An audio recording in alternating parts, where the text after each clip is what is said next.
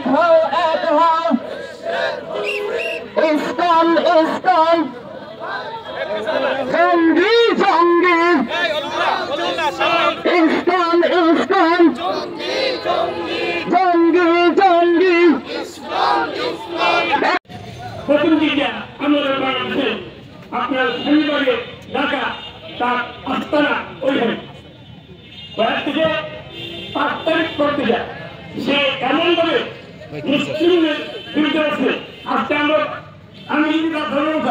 শান্তি হবে অশান্তি কেন তারা আপনার ইস্কনকে লাগা দেয়া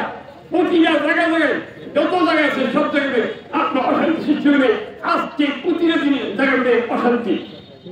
ঠিক আছে কি আমি এই আপনার সমাবেশ থেকে বলতে চাই এই ইসকনকে 1 নম্বরে আমাদের এই দেশ থেকে তাকে নিষিদ্ধ করতে হবে আমরা আল্লাহকে বই করি নবীর শরীর আমরা এই দেশের মধ্যে মুহাম্মাদুর রাসূলুল্লাহ والذين معه أشداء على الكفار صدق الله العظيم কালী মুসলমান পরিষদ এবং পরমাণু পরিষদ কর্তৃক আয়োজিত তাদের আয়োজনে আজকে ইসকনের সেই আমাদের সেই মুসলমান ভাই সাইদুল আহমদ আলিফ ভাইকে নির্মম গলাকে শহীদ করেছে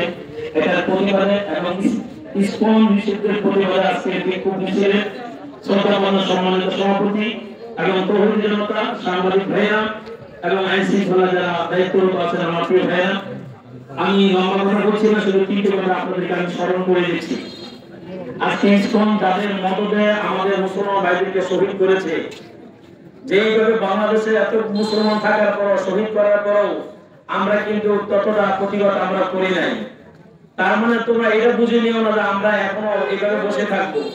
যদি আমাদের আরেকটা মুসলমান ভাইয়ের গায়ে আঘাত করে তাহলে বিশ্বের কোনো মুসলমান বসে থাকবে না কথা বলেন ঠিক কিনা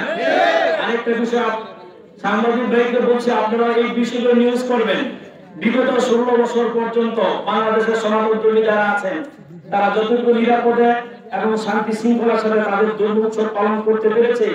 তার চাইতে 4-5 গুণ বেশি শান্তি এবং শৃঙ্খলার সাথে নিরাপত্তার সাথে কয়েক মাস গত পুজো তারা পালন করছে কথা বলেন ঠিক কিনা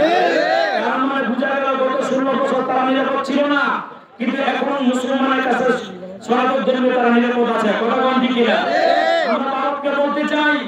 ভারত সরকারকে বলতে চাই আসলে তোমরা আমাদের সামনে মুখে বলো আমাদের বন্ধু প্রত্যেকটা কাজ তোমরা আমাদের সাথে শত্রুতার পরিচয় দিয়েছে কথা বলেন ঠিক কিনা তাদের সম্পদ আমরা দেখাশোনা করি আমরা আমানতদারিত্বের সাথে দেখাশোনা করি আর আমাদের বাংলাদেশের দূতাবাসে ভারতকে না আক্রমণ হবে আমরা জবাব চাই কথা বলেন ঠিক কিনা আমরা এর অবশ্যই জবাব চাই আমরা বলতে চাচ্ছি আমরা পাকিস্তানের দুশমন না তোমরা হচ্ছে ভারতের দুশমন কথা বলেন ঠিক কিনা তোমরা ভারতের দালালি করে এই বাংলাদেশটাকে তোমরা ধ্বংসের দ্বার প্রান্তে নিয়ে গেছো কথা বলেন ঠিক কিনা এই ধারাবাহিকতা ইসকনকে তারা নিয়ে নিয়েছে বাংলাদেশের সম্প্রীতি তারা নষ্ট করার জন্য কথা বলেন ঠিক কিনা আরেকটা কোন মুসলমানের গায়ে যদি আঘাত লাগে তাহলে বাংলার মুসলমান বসে থাকবে না এখন জাতীয় ঐক্যের ডাক আসতেছে এই বাংলাদেশকে নিয়ে গভীর চক্রান্ত চলতেছে আন্তর্জাতিক ভাবে এই চক্রান্তকে রুখে দেওয়ার জন্য আমরা সবাই প্রস্তুত আছি তো ইনশাআল্লাহ।